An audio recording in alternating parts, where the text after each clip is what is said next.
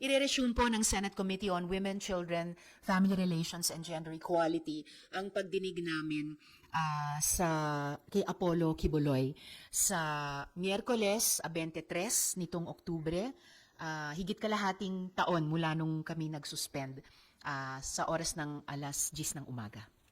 Salamat. First question, Arisel. Bakit hinayagan na si Pastor Kibuloy ng Korte na mag-attend sa Senate hearing? Susulat po ulit ang komite sa korte para tulad ng sa ibang mga resource persons na nasa kustodiya ng korte o di kaya ng law enforcement ay mahingi yung permiso nila na padaluhin siya dito sa hearing. Ano ba yung nakasama mangyayari sa hearing? Maghaharap sila ng mga witnesses against yung mga complainant. Yes. May ilan po sa mga victim survivors na nakapagtestigo na haharap at may mga bago pa kaming mga victim survivors na hahabulin din ng kahit kapirasong hustisya dun man lang sa paraan ng pag-confront sa dati nilang leader. Si Raymond. Ma'am, handa na ba kayo makatrabaho na si Pastor Kibuloy? Ang masasabi ko lang po, talagang magpakita naman sila ng konting hiya. Ang bibigat po ng mga kasong inihaharap sa kanya, trafficking, abuse, various forms of abuse laban sa mga bata at iba pang mga vulnerableng sektor. Ganong katagal siyang tumakas sa batas, nakakuha pa talaga ng kung anuman para ihain ang sarili bilang isang mambabatas. Gayunpaman, mas nagtitiwala ako sa kakayahan ng ating mga kababayan at magiging kapwa-botante sa susunod na taon na huwag bigyang daan ang ganyang klaseng kandidatura. Kasi ang dapat iboboto ay mga lawmakers, hindi po lawbreakers. Ma'am, last kay Pastor. May mga kaso na po siya, then in-invite po siya kung papayagan po siya ng korte, appeal siya rito. Are you ready po na mag-alaguwaping din siya na I'm invoking my rights again, na wala ring mapipiga? Handa po kami sa kahit anumang di pagsagot or pagsagot niya. Ang pinaka-importante ay handang-handang harapin siya ng mga victim survivors niya. Kaya naghirap ang ating bansa, kaya naghirap at nagdusa ang sambayanang mga Pilipino. Maraming mga walang trabaho, bagsak ang ekonomiya natin dahil po yan sa korupsyon. Ang korupsyon talaga ang kanser ng ating bansa. At ang daming mga Pilipino na walang trabaho. Wala pong mangyayari sa bansa natin, walang mangyayari sa kinabukasan natin kung hindi po tayo lalaban at labanan ang korupsyon ng ating bansa. Sir, nung 2022 presidential elections, isa kayo dun sa naging hardest critic ni nung nooy candidate na si Ferdinand Marcos Jr. Gaano kahirap sa inyo para mag-consider na una, lumipat sa kanyang partido at ngayon ay tumakbo sa ilalim ng party niya? Hindi naman po nag-criticize ako ng todo sa ating Pangulo. Ang tinanong lang ako ng media noon na about sa korupsyon. Sabi ko kung may ninakaw, dapat ibalik. Kung may ninakaw, ang konstitusyon natin, ang gobyerno natin kailangan ng due process. And then, sa aking pagkakaalaman, bayan, siguro sa habang panahon, ito, imulat natin ang mga mata natin dahil may matatalino naman tayo. Imulat natin. Lagi nating sinisisi ang pamilya Marcos pagdating sa korupsyon. Hindi ba natin nakikita na sa panahon ng Marcos, ang bansa natin number 1 sa ekonomiya? May korap pang bansa na number 1 sa ekonomiya. Sige. In reality lang in reality lang. Ngayon, hindi kurap ang bansa natin, sad-sad tayo. For how many decades, pabagsak ng pabagsak ang ekonomiya natin. Maraming mga Pilipino na walang trabaho. Yan ang hinahanap ko. Yan ang gusto kong i-establish yung legacy. Na makagawa tayo ng legacy dito, hindi para magpayaman. At nakita ko ang programa ng Pangulo dito sa bagong Pilipinas na magkaroon ng trabaho ang bawat Pilipino, umasinso ang pamumuhay ng bawat pamilya. Hindi ba dapat suportahan natin? Hindi pa maganda yan? Sa lahat ng mga nag-criticize sa ating administrasyon, mag-isip po tayo. hindi ito labanan ng bawat pamilya, kundi ipinaglalaban natin dito ang kinabukasan ng ating bayan, kinabukasan ng sabayan ng Pilipino. Lilipas lang din tayo lahat. Alalahanin natin, lilipas lang din tayo. Kahit ano ka man ka-powerful, kahit ano ka man kayaman, kahit ano ka pa kasikat. Tandaan ninyo, pag wala na tayo doon sa mundo, ang maalala ng tao yung ligasiya na nagawa mo sa taong bayan. Ligasiya na nagawa mo sa buhay kung sino yung natutulungan mo. Pero kung ang ligasiya mo, pangit, masama, magnanakaw ka, hindi ka makakalimutan ka ng susunod na henerasyon. Yun po ang advokasya natin. Yan po ang hinahangad natin. Kaya nandito tayo. Tumatakbo para ipaglaban ang sabayan ng Pilipino. Kawawa ang mga mahihirap na tao. At lagi lang naluluko pagdating ng eleksyon. Ang daming pagdating tuwing eleksyon, masakit sa loob ko na makita ang babait lahat ng mga kandidato. Puro pangako, puro pangako. Yun po, ang nakikita ko, puro pangako, puro pangako.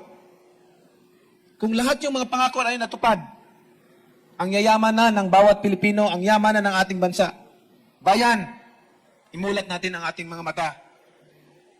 Yung korupsyon na yan ang pinaka-sentro ng problema ng ating bansa. Ultimo revenue income ng ating gobyerno, nawawala na. So yun po, kailangan mag-isip tayo ng mabuti.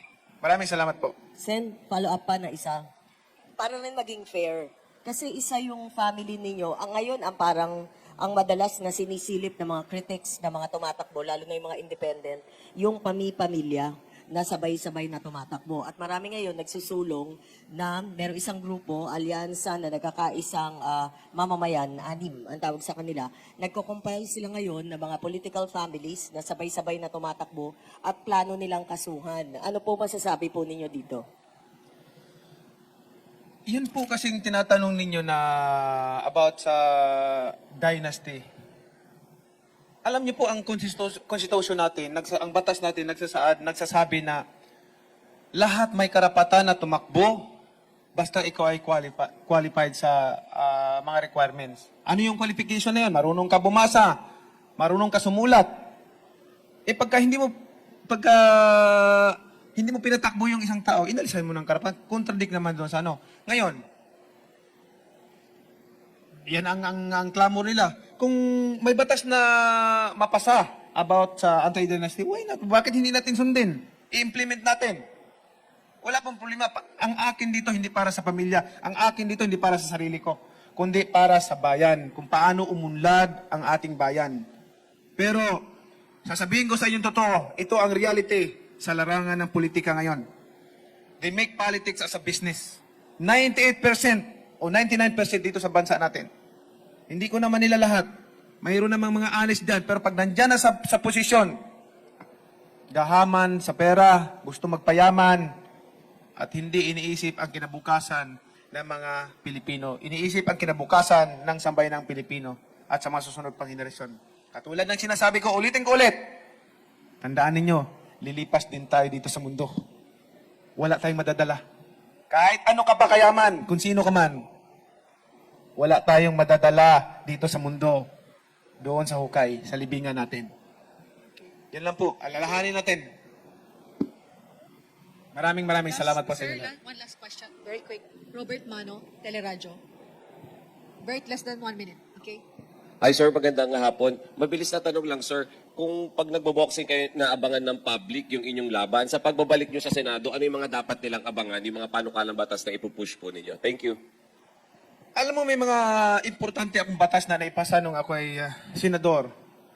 Mayroon tayong naipasang 51 laws na sa Senado. At isa sa pinaka-importante doon na gusto ko yung Bible holiday, and then yung pangalawa yung OFW handbook na hindi pa na-implement. Maganda sana yon para protection sa ating mga OFW, para in case na may mga emergency, mayroon silang matawagan, mayroon silang masasandalan. Paano nyo na-meet si Guo Huaping? I was stopped po kasi they know that I am a friend of Mayor Kalugay. I talked to Mayor Kalugay if there is a way for him to contact Ms. Ang. But I will tell you, ang pagkakaalam ko po, naging mag-on po sila. ever mo ba na-meet si Guo Huaping? Yes, ma'am. You have. I have. Ano yung mga circumstansya ng pag-meet nyo sa kanya? So you know her, not just know of her. Kasi paano kayo nag-meet? Miss Alice. The first time I met Miss Alice was in Indonesia through a video. Through a video. Yes, ma'am. Bakit mo siya na-meet through a video sa Indonesia? And why were you there? Can I go back to how I went to Indonesia po? Okay, kung context yun ng how you met Guo Huaping. Prior to few months or weeks prior to going to Indonesia, I was tapped to possibly talk to Alice, Tapped by?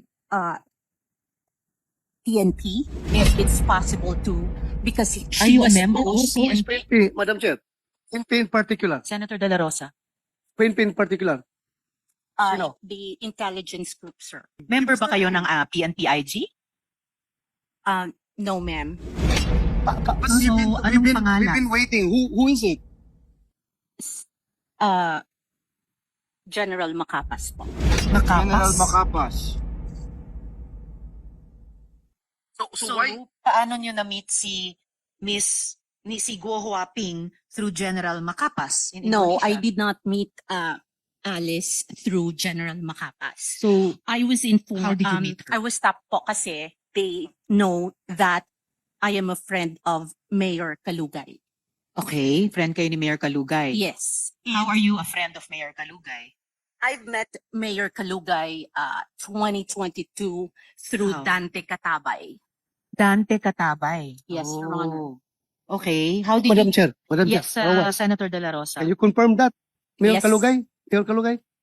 Can you confirm that? Kilala kayo? Opo, Your Honor. Thank you, thank you. Thank you, Madam Chair.